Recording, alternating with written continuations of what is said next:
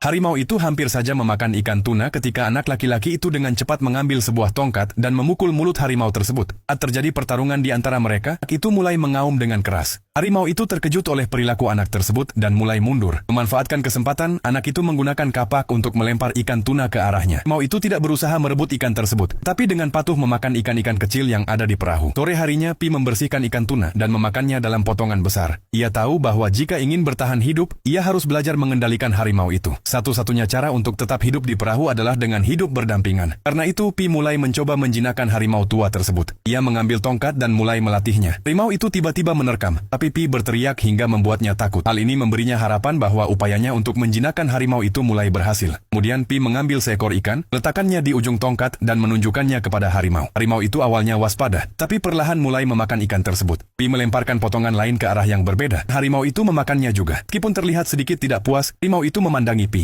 Namun saat Pi menyuruhnya kembali, harimau itu masuk ke tempatnya dengan tenang. Suatu hari saat Pi berada di atas perahu, ia melihat sekelompok lumba-lumba di dekatnya. Ketika sedang menikmati pemandangan itu, ia melihat sebuah kapal di kejauhan. Ia segera mengambil pistol sinyal dan menembakkannya ke langit. Ia menembakkan sinyal untuk kedua kalinya, tetapi tidak ada respons dari kapal tersebut. Malam harinya, Pi melihat harimau itu menatap ke dalam laut. Seolah-olah ada sesuatu yang menarik perhatiannya. Pi menjadi penasaran dan ikut melihat. Ia melihat sekelompok hewan laut berenang di kedalaman. Tampak seperti ada padang bunga di dasar laut. Beberapa saat kemudian, bunga-bunga itu berubah menjadi wajah ibunya. Ia tercengang melihat pemandangan itu dan tak bisa memastikan apakah itu mimpi atau kenyataan. Cuaca di laut sering berubah, kadang sangat terik, kadang tiba-tiba mendung. Suatu kali badai besar datang secara tiba-tiba dan mengacaukan segalanya. Tak jelas berapa lama Pi tidak sadarkan diri. Setelah badai reda, harimau itu hampir mati kelaparan, mengangkatnya dan memeluknya di pangkuan. Mereka telah terombang-ambing di laut selama lebih dari 200 hari. Sekarang tak ada lagi jarak di antara mereka. Pi tidak lagi berusaha bertahan hidup. Ia hanya duduk diam. Saat ia terbangun kembali, ia mendapati bahwa mereka telah sampai di sebuah pulau. Dan jika kamu menyukai videonya, kamu akan mendapatkan bagian selanjutnya.